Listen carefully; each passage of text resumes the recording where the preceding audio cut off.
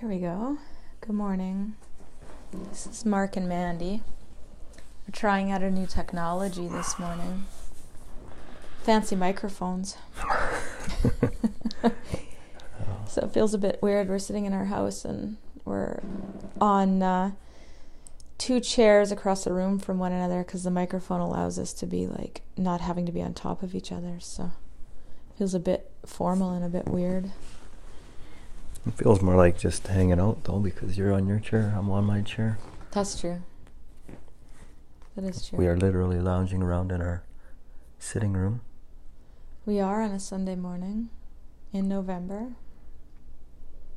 with the wind blowing like crazy, like it has for what feels like 3 weeks.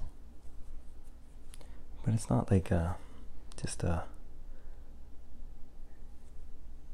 wind. It's like a miserable, strong, probably 80 kilometers an hour, constantly with gusts higher. And you can, like, it's a pretty soundproof house, old war house, but you can still hear it and certainly feel the pressure of it. Which, yeah, the only way to describe it is miserable. There's nice winds. This is not it. No. Yesterday we were talking and I expressed that I want to be in the sun. I want to have my feet in hot sand and the sun just beaming in my bones with a gust of wind that's hot and tropical, because I'm tired of this miserable, cold. You said the word there which feels like the segue to what it is I wanted to check in about today, and I've totally forgotten it.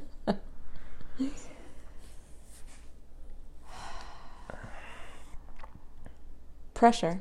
That's what you said.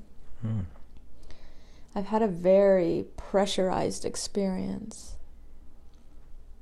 Well, in some moments, which feels like a year of pressurized.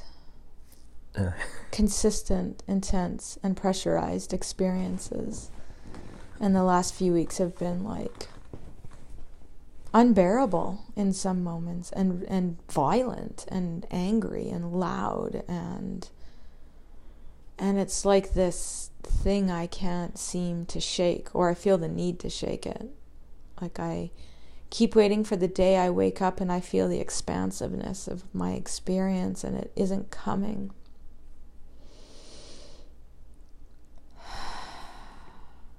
So I suppose that's where I'm at this morning, and my reasons for wanting to check in is this heavy, sad, almost depressed, like I can't see or feel, more importantly, I cannot feel the way out, and I'm air quoting. Nothing's clear. Everything feels heavy and yucky and difficult, and there's no ease and no flow.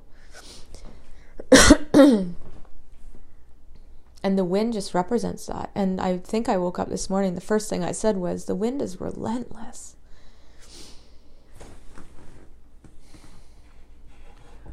And that's what my experience of my world feels like. This last year has been relentless. If it's not one thing, it's another. Yeah, that is 100%. And I think my realization, especially over the last few emotional days for myself, is it's catching up. I keep acknowledging it, keep plugging through, it's around me, but it's never really acknowledged. And then it's in those moments that my body feels like just beaten down and exhausted. And I haven't really given it the time to feel all of what has gone on over the last year. And I'm now being overwhelmed by the feelings and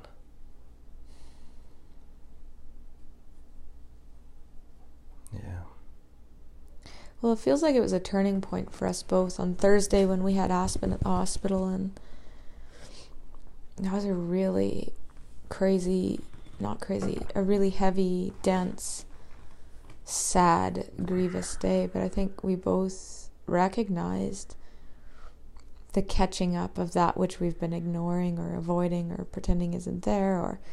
And I don't know that I really realized I was doing that. And maybe that's still a story. But the totality of the last 12 months with having Aspen be ill and in and out of the hospital,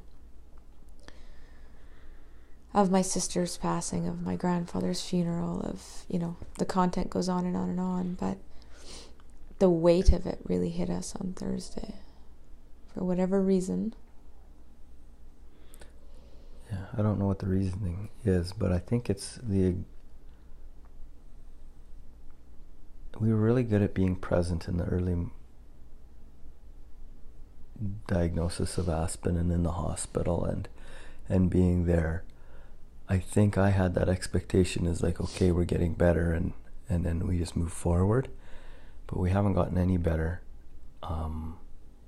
and I'm still waiting for it too.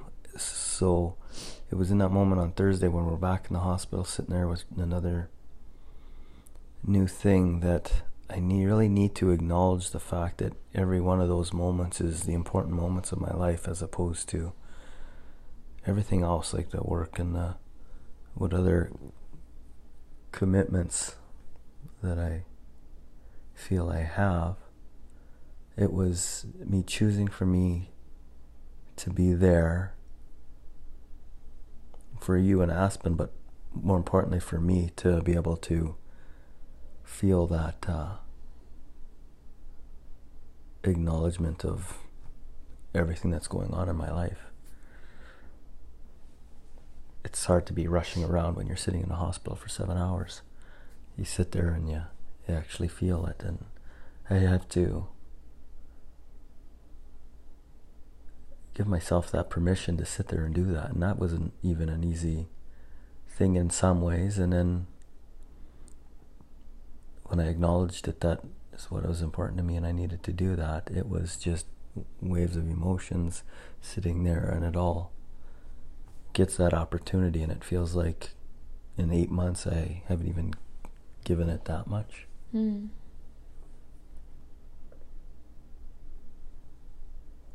Well, there's this thing of like life goes on, right? The bills still need to get paid, the groceries still need to get bought, there's still JLBs to go to, there's still other kids in our family who have social lives and sports and dance, and so staying in that current. Yeah, I don't know what to say about that. I recognize that being an isolated experience of just cocooning ourselves hasn't been an option. And as soon as I say that, I also recognize there's moments where we do that.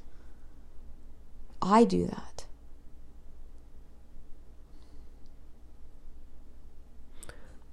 Yeah.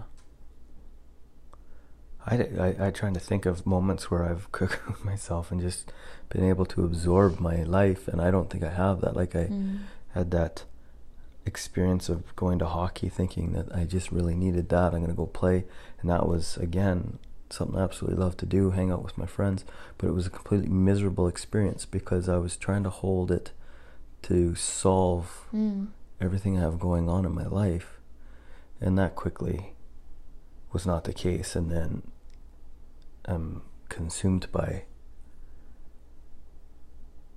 emotions, but anger and resentment and frustration, and burn it to the ground, angriness. And I think, I don't know, it's just because I don't allow myself even that space, any space, to process any of this. We have regular check-ins. We converse throughout the day, almost every day. Well, we definitely converse every day, but like specific conversations about what's come up and how we feel and where we're at and what it means, and hold a larger crucible for conversation. And I'm still here. I'm still overwhelmed. I'm still exhausted. I'm still what feels like beat down.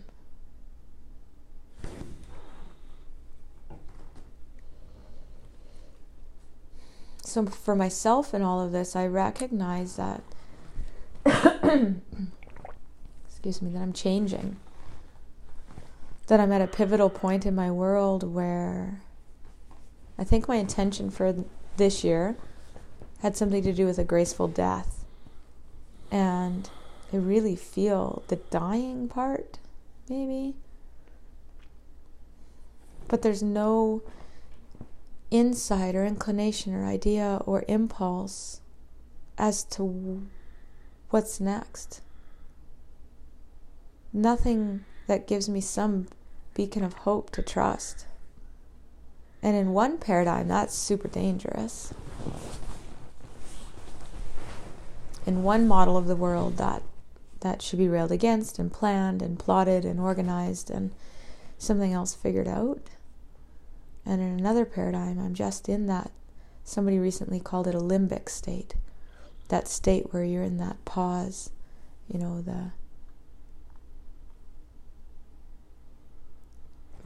just that middle ground where I don't quite know. But I've been there for months.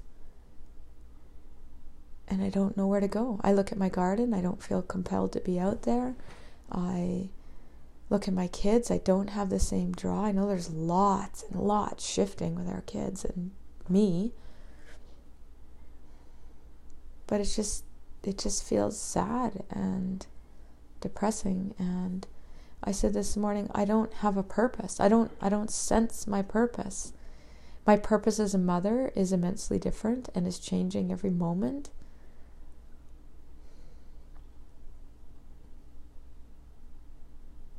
Yeah, I don't know what to say about that. There's just a lot.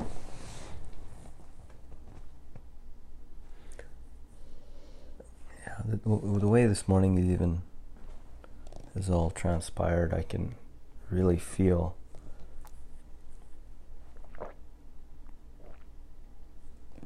your presence being different than,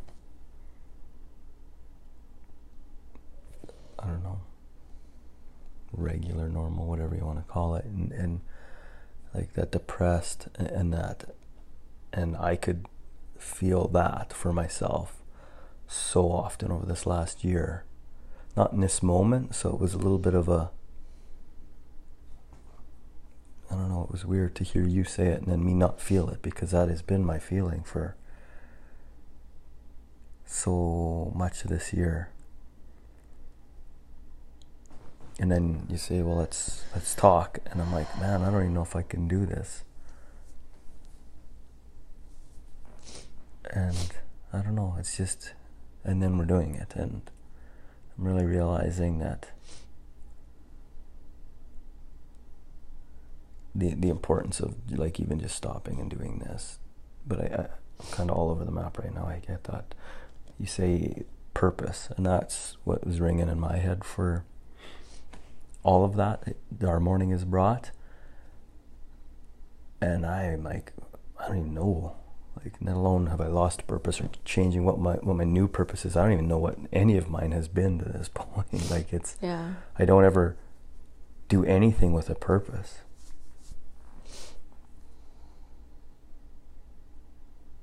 And that's easy to ignore. But I think that probably has a lot to do with my overwhelmness, because there's just nothing, there's nowhere to go when you're just going with the flow. I feel like I've even lost my own flow. Like I don't know where it is.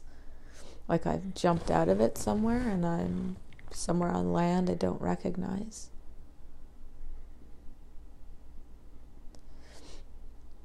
There's so much tied in. Like, I can't believe it's just been over a year, because this feels like lifetimes. I don't remember life before what we have right now, really. All those adventures and fun things that we talk about, but then it's hard to even picture any of that or even moving forward to doing that because doesn't seem what our life is right in this moment, or has been in the year.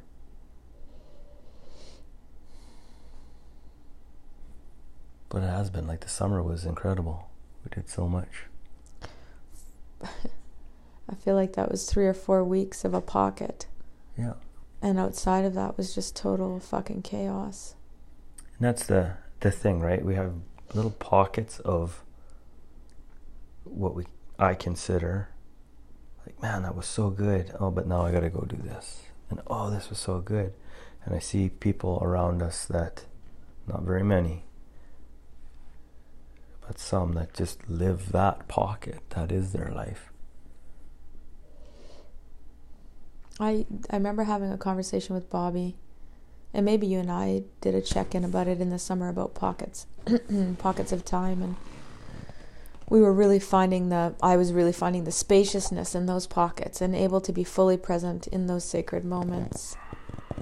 And then when I'm air quoting, the chaos of having to go to BC or hospice care or, whatever else was happening in terms of content, that I could be fully present for that. But there's some kind of toll that, despite being present in those pockets of time, has taken on my device, on my spirit.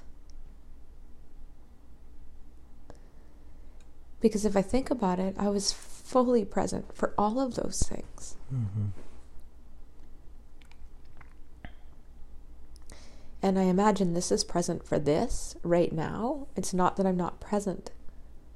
Maybe that's it. It's not that I'm not present. But I'm still overwhelmed and exhausted and don't know where to go.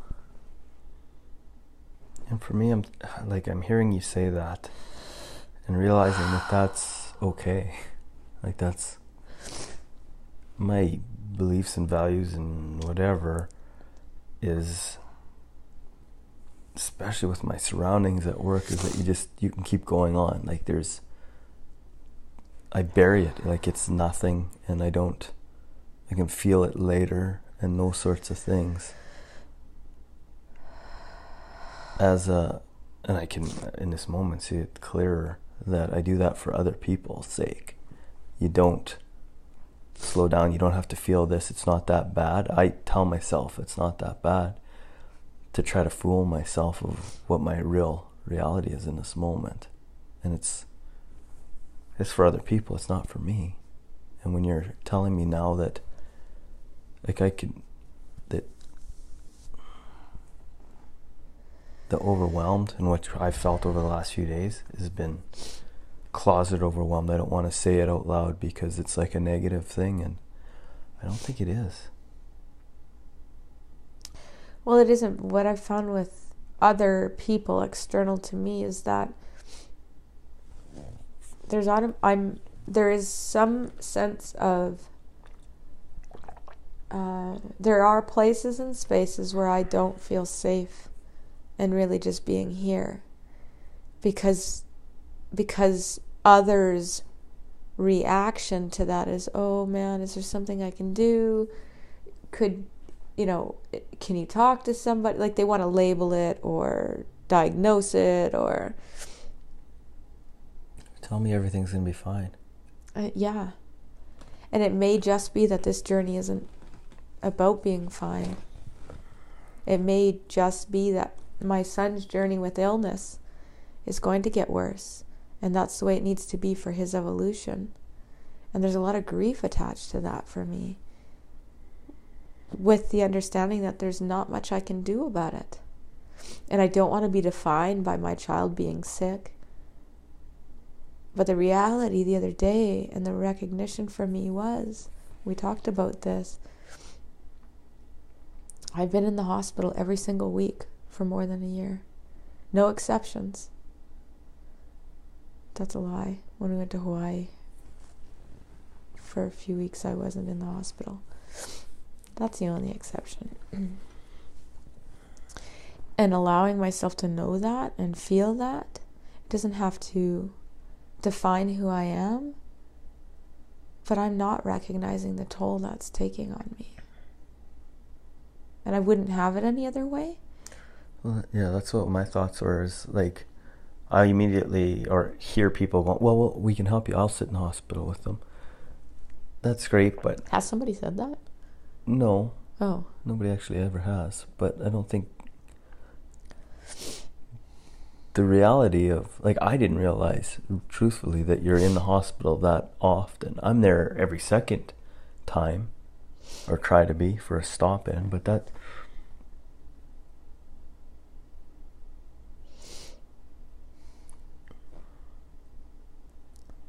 But the point, I don't think, is to have somebody do that for you. It's... Maybe Maybe in the moment if I move to, but it isn't. Because I go there because I want to be there. Every time. And I do too. But I'm saying there's something more. There's something, because I feel like I'm doing all the right things, and I'm air quoting that, in the sense of being present and choosing, and I will say sometimes to his dad or his other mom, I can't make that work. Will you go when I feel I need to or I'm comfortable with it? But I'm still physically a mess.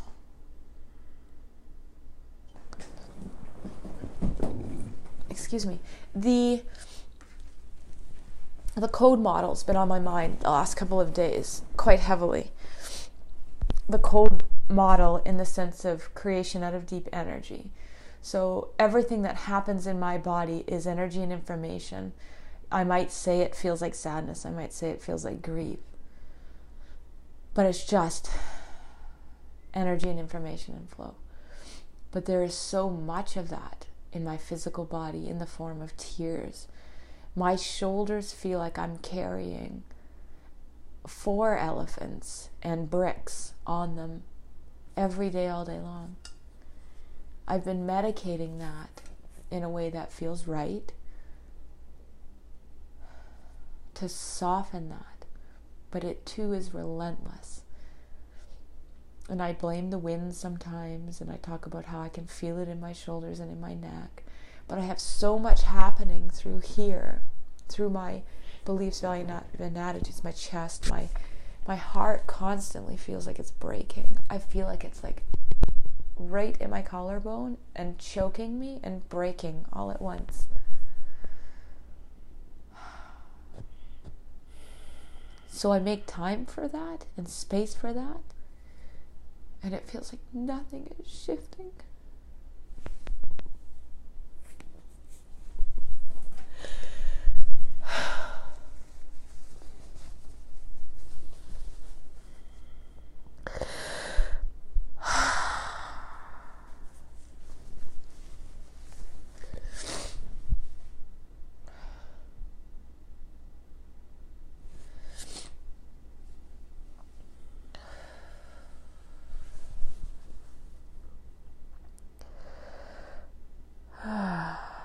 It feels like my intention is to allow it to shift constantly.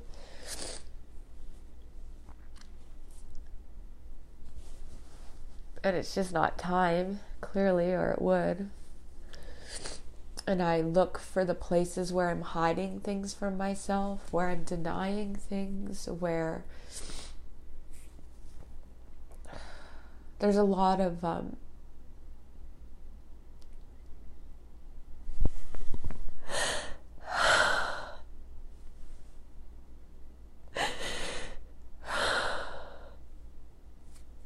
there's a lot of doing.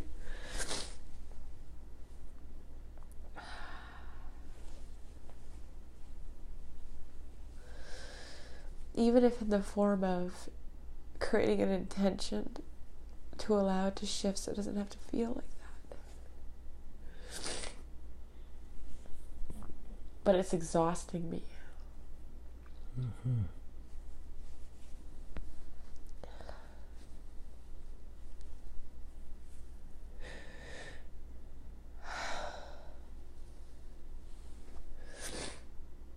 It's funny because a lot of our check-ins come like full circle. We share what's present. We talk about, the things that are presenting in our world. and this isn't our first check-in about this, like all that we've spoken of today, but it too feels like it's just like there's no traction. It isn't going anywhere. And then I think, well, does it need to go anywhere? And the answer is, fuck yes, it does, because I can't do this.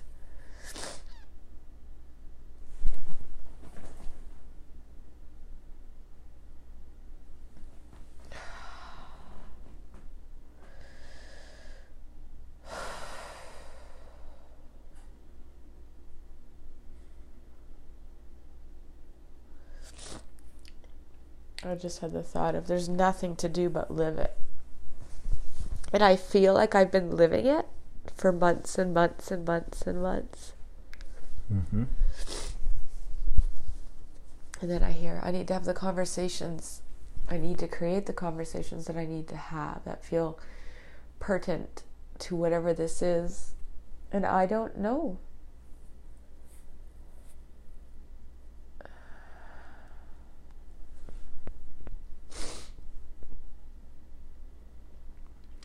We were talking a few days ago about, well, on Thursday was a big day, about help and community and what seems like never-ending saga of illness and death and you know, on Thursday I felt really abandoned, really left out by my community. But that came as a result of me recognizing and fully feeling for the first time the weight of being in the hospital once a week, every week, as a minimum. Mm-hmm. And then feeling quite resentful of, where is everybody? Where's our families? Where's our community? How is it that we're bearing the burden of all of this on our own? And then recognizing, you know, that our family, and I'm air quoting, like our chosen family, our Ohana, has been deeply involved in what's going on. Those who are involved in our day-to-day lives. And that I have an expectation that, where's the rest of everybody? Like, when something happens that's tragic to a family, there's somehow this waiting period of time, and that's an acceptable time, and people call you and help out and whatever, and then it stops whenever that magical time frame has run out. Mm-hmm. And we're on the other end of that. Yeah, you had your situation or tragedy or whatever you got going on in your life, we've acknowledged it, but now life's still going on.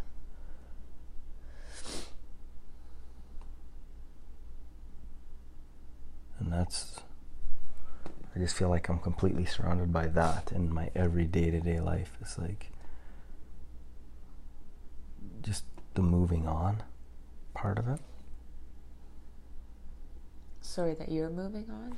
No, I'm not at all. Everybody, like I see that all the time in my day-to-day life. It's acknowledge, okay, yeah, this is terrible, and then it's the next moment, and there's another problem, and there's another person, and there's another thing. Yeah. And I'm surrounded by that. Like my whole existence at work and everything I deal with is just one thing after another, and none of it is resolved. It's just skimming over the surfaces. It's just that Band-Aid approach where you just do just enough to get through that situation and then move on. And I can hear that in terms of our experience the last year as a family, as people who live together, and all the things that have happened. I just can't help but feel like the woe's me. I don't want to let myself feel that, though, if you know what I mean. Like, yeah, I do. It's sad, it sucks, but you move on. It's nothing's changing. Like, that's your life.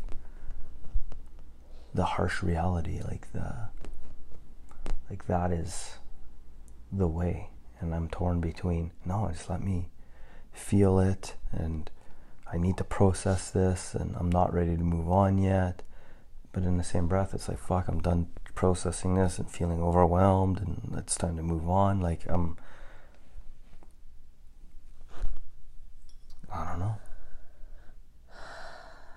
The words "move on" really grate me, because we're moving on to what, like the next thing, and then the next thing, and then the next thing.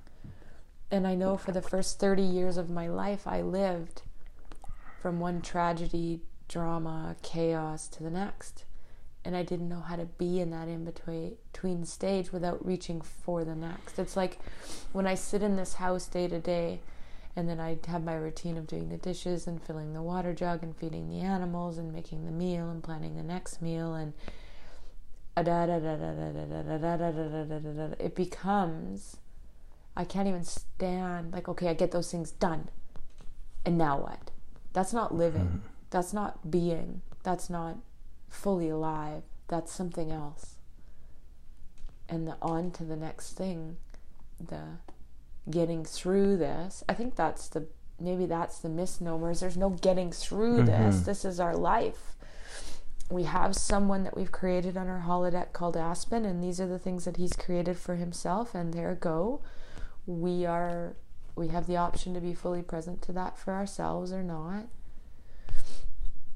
So perhaps it's the expectation that this would have stopped by now, that we would have reached some finality that says he's better.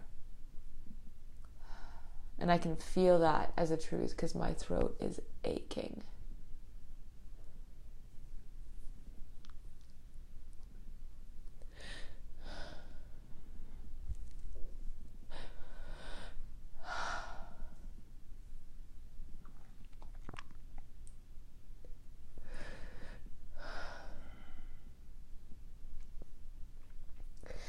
We were joking the other day about what the doctor said when he was in the hospital in August and September last year. We were having the conversation about prednisone. Oh, this is really bad, we understand, but right now it's what we have to do. He won't be on it for any more than 3 months. And here we are a year and 3 months later. And he's taking more doses than he ever was. And I did not expect that. I did not want that. I was really clear about that. And yet here we are. So it's this constant expectation, recognition, letting go, reintegrating, and then something new. I feel like I haven't allowed that. I'm still holding to some belief. Oh, my throat is killing me. I'm still holding to beliefs, perhaps somewhere I don't even know what they are, but clearly that's one for me today. I thought we would have nipped this in the bud.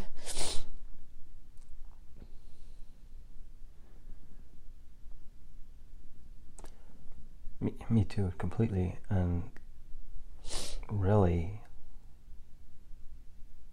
even if today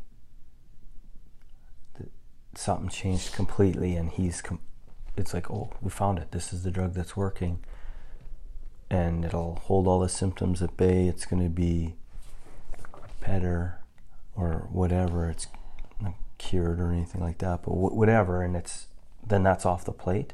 I can't help but think there's just going to be something else, because it's still, that's not the thing. It isn't. It's what it triggers. I do get that, because it is for my evolution, because it's happening in my world. But I feel lost. I don't know what the conversation or conversations are that I need to have. I guess we're having them right now.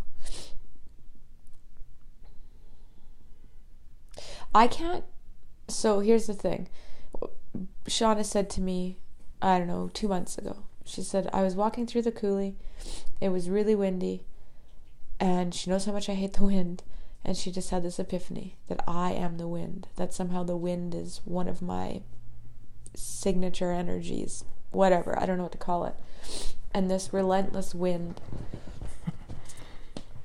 how bad it's affecting me, what I feel in my body, in the places that the code model teaches me that air is the element associated with that. What it's associated with is beliefs, values, and attitudes. And I know that mine are changing.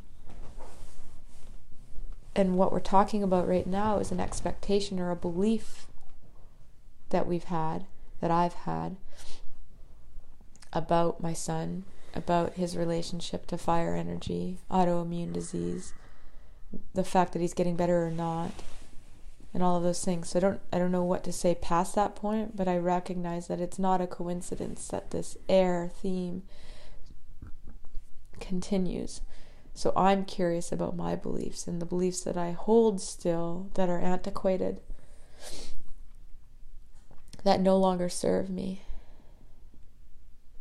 I've been coming to grips slowly with the fact that perhaps this isn't for us to figure out. Perhaps every drug they've tried doesn't work. Mm-hmm. It doesn't work in the ways that they've seen it work in other people.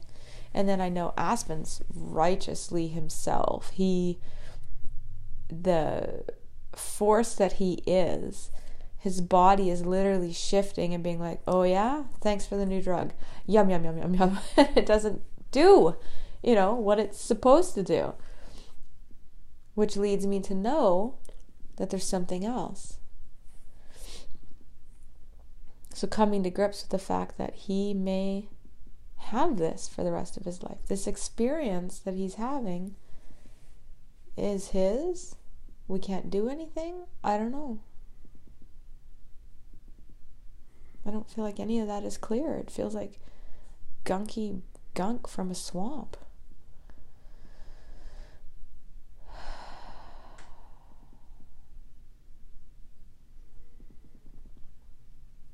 Yeah, for me, I just got to acknowledge my feelings around it.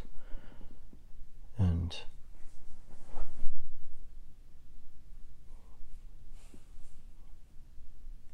just let myself feel what I need to in those moments, because that's like if there was a scale of all of this, I'm way at the beginning, because I don't even do that, like the choosing that, and as opposed to my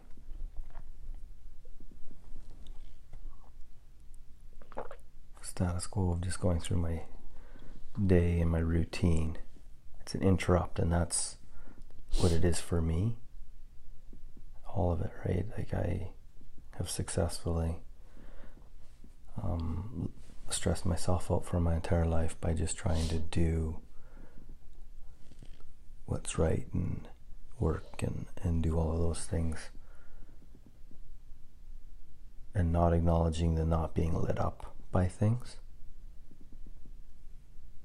And not that I get lit up by sitting in the hospital with Aspen, but that's more of a true place in some aspects. Well, I hear alignment. You're there in alignment with yourself. Mm-hmm. It may not feel warm and fuzzy. No, it sure doesn't, but it is certainly more real instead of the, mundane, just going through it. Like I heard you say, like, I'm tired of, and I don't know if these were your words in any way, but the making a supper and doing the chores and getting things this, and just the routine of it. And yeah, I for the longest time felt, what's wrong with that? Like, I mean, that sounds absolutely perfect. Mm-hmm. But when you're not feeling that, then it's not perfect. It's not what you need. And I've seen for a long time that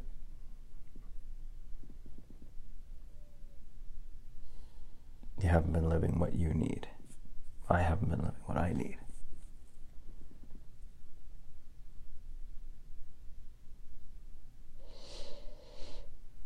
pretty good at trying to convince ourselves that we're where we need to be. No, I just think I ignore it. I don't even think I'm trying to convince myself.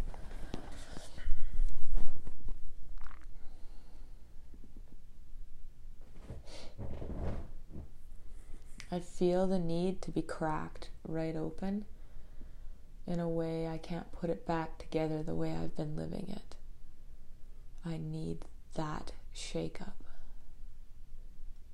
So this morning I was thinking about moving to town and this notion or idea that we've been discussing on and off, and I couldn't see a way out of it. I couldn't feel, one way or the other if we should or shouldn't. And last week since the beginning I've been really clear about it, that yes, that feels right. But it was a bit more muddy this morning. Where was I going with that? I just hear the uncomfortability. I've heard lots of women in the last, well, not lots, but a handful of women in the last while talking about knowing they're on the right track when they feel uncertain and uncomfortable, and a shake-up requires that. And it's not anybody else shaking me up, although I create that when I'm not acknowledging what's happening inside of me. I will create it in an external reality to ensure that I listen.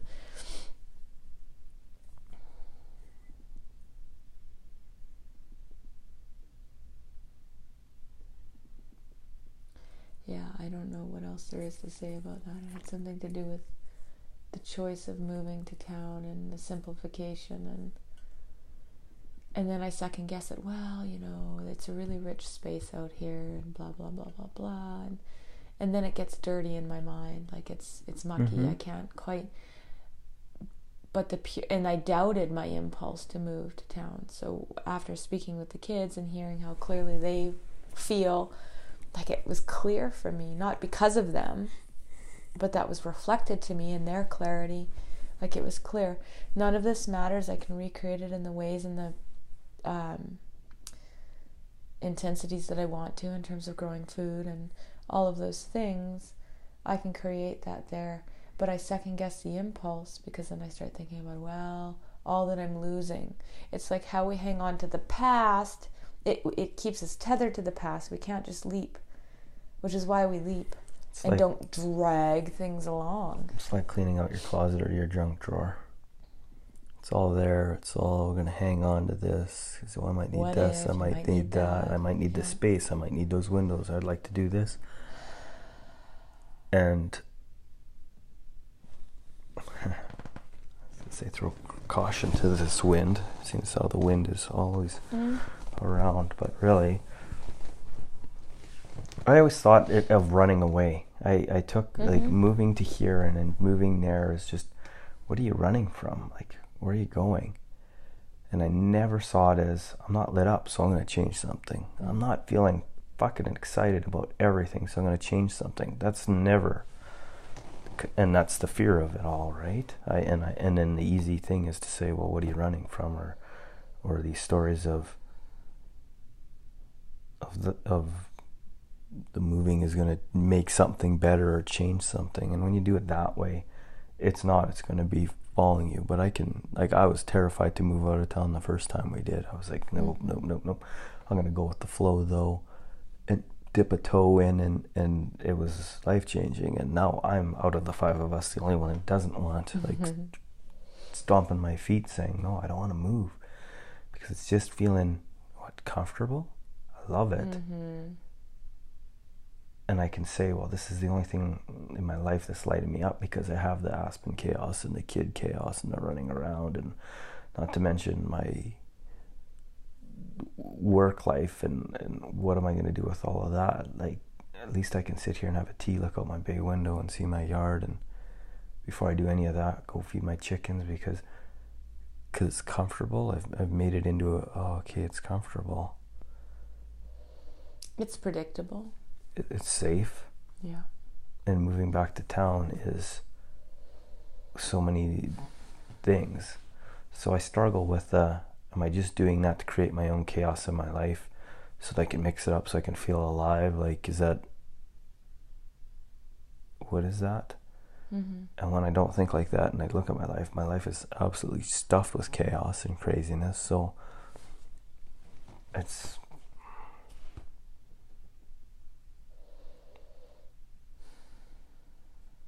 yeah, I don't know what to do.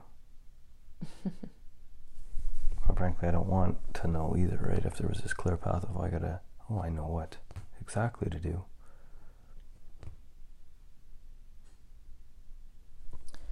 Sometimes the things in my life that are causing me, I don't know, turmoil, or it's not what I like. It's about my evolution. It's about me being triggered and allowing that to move, my device breaking it down, and then I know something different, and then I choose something different, and it's about those things. That is what I think life is about, is getting all of those pieces lead us to who we are and who we are supposed to be here, why we came here in the first damn place. And then there's sometimes that I think this move represents for me the shortest distance between 2 points. It's because I can. What the added chaos of driving and children feeling like they're isolated, and the hours and hours I spend in my minivan when I wouldn't have to do that if I lived in town. All of those things, I just want those to be easy. And the easiest way is moving back to town, for example. And I could sit in and tell stories about the reasons why I want to go or don't go, or all that we've created here, but that doesn't feel right to do that. It can be an impulse, and just because I said so. And yes, it looks hairy because we have to pack up a house and move it. I get that, but it doesn't make it any less meaningful and real and what I want to do. There's something more I wanted to say there. We have a thing as human beings that we drag things out to the bitter fucking end. We drag our lives out. We drag our relationships out. I've done this for my entire existence of being alive. I don't make the next choice or the next step until this one's totally dead and beaten and atrophied, and then I'll choose. And then it's such a shit pile that I have to do something different. Mm-hmm. I recognize in my own evolution that I don't have to wait to the point where everything atrophies before I leap. And I've known this in different ways and in different contexts before, because I've said these words before. But this this impulse to move to town, uninhibited by any other thing outside of me, when I ask myself quietly inside, it's like, yes, that will make my life easier. So I can't second guess it. I can't. Yes, it's my children who are really clear that, maybe they sparked it or they admitted to that, but that's what I needed to hear outside myself. Because I can stay attached to the food forest I've been culturing for 3 years, and I can stay attached to the gardens and all the things that we put in here for a long-term stay, and that will keep me here. And what will the next 3 years look like?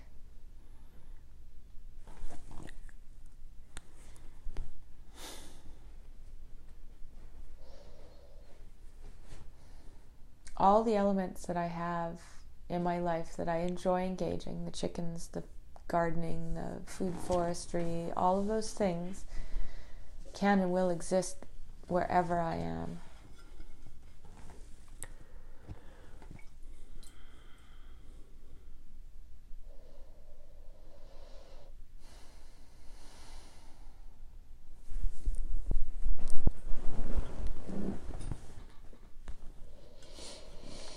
That's the thing, right? You can, no matter where you are, if we move there, there's going to be easier aspects to some of it, depending on where we go and that, but don't need this particular house or this particular yard to do that. And when we said looked in the yard and be like, oh man, there's a lot of stuff here. Like, what are we bringing? What aren't we bringing?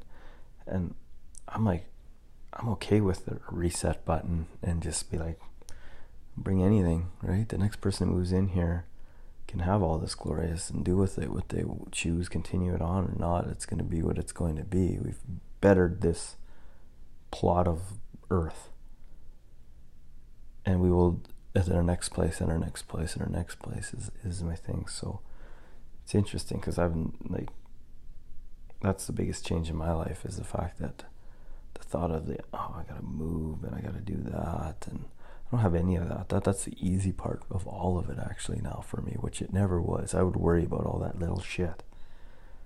And none of that matters. It's more the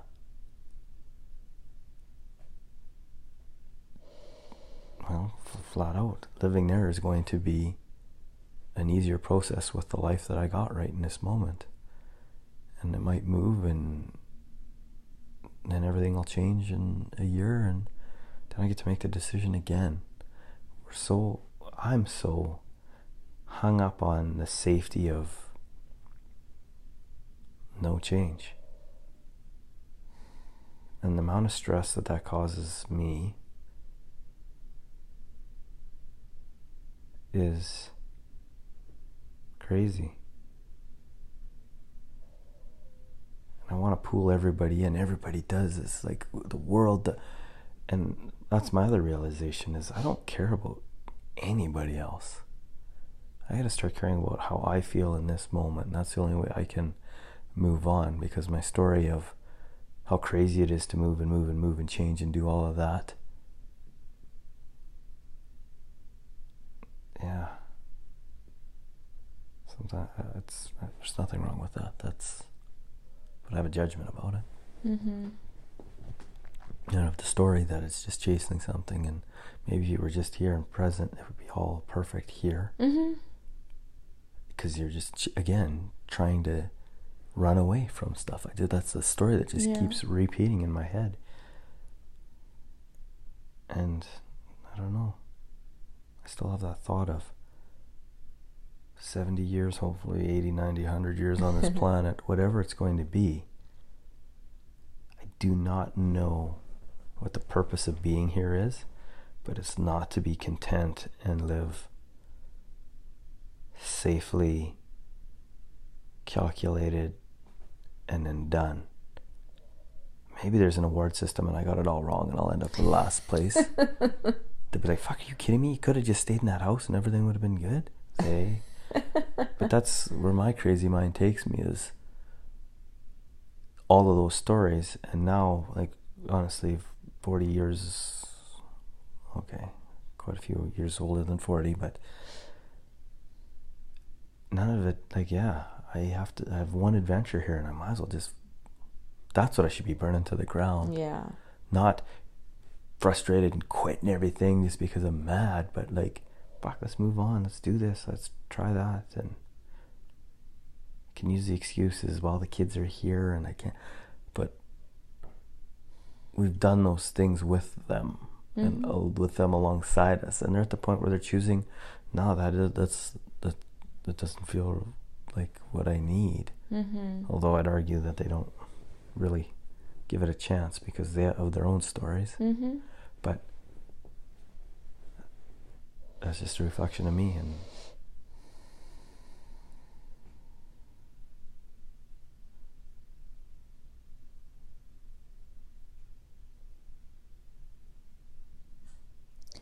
there's lots in what you just shared. And wow, what a different, how you are so different than you used to be. Like, I'll say changed, grown, whatever. Evolved? Well, so... I still drag my knuckles, I guess.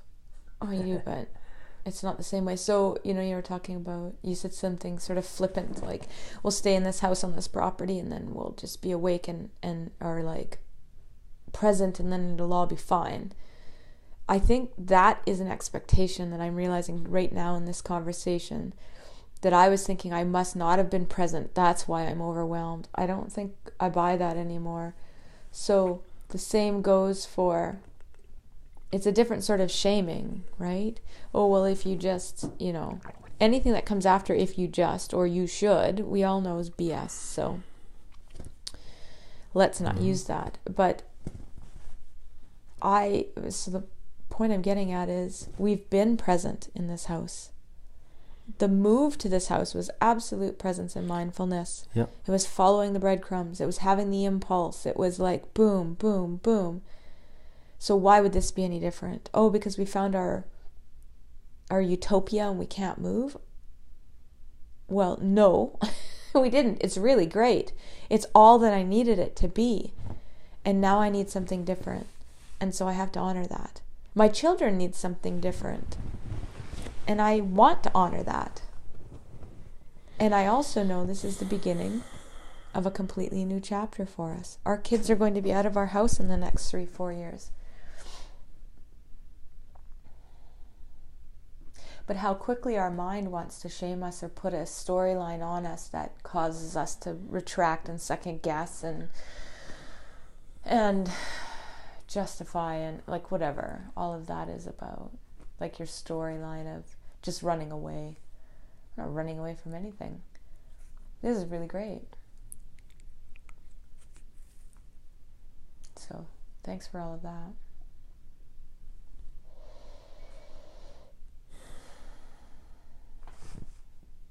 You're welcome. I feel different now in this moment than I did at the beginning. I definitely feel lighter, but I'm still aware that there's nothing solved, there's nothing fixed, there's nothing that's made any of what I was feeling before better. But I feel like we've opened up, created more space somehow. Mm-hmm.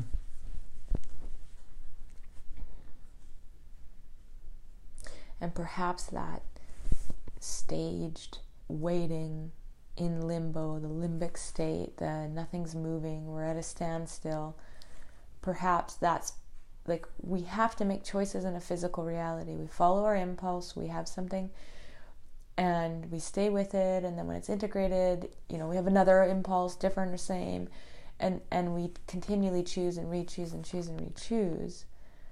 But we actually have to make a choice. We actually have to have conversations with tenants and landlords. We have to actually, like, as much as we can be clear inside of the essence of who we are and have an impulse, we still have to take steps in a physical reality to make that change. Mm-hmm. And I feel like that's where I've not done anything. Well, I mean, I've had phone calls and sent text messages, but there's been something holding me back from fully decloaking all of that out loud in the ways that we need to. So this conversation has allowed me to feel more certain. I don't know about what.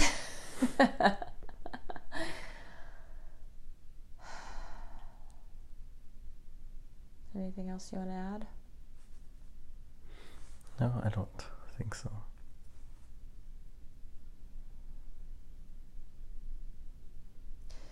Well, this is SOULfully, Mandy and Mark.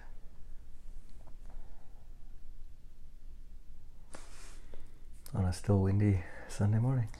Yeah, very much still windy Sunday morning in southern Alberta. Great check-in.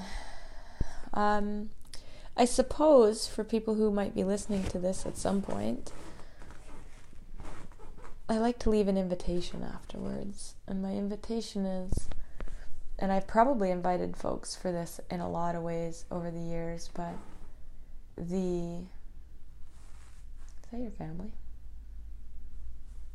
No, I don't think so. Conversation of where is your life stale? Where's your life at a standstill? And what prevents you from choosing differently? From leaping? Where are you holding on to past ideas and experiences and beliefs until the point that they atrophy? And what is it that prevents you from leaping?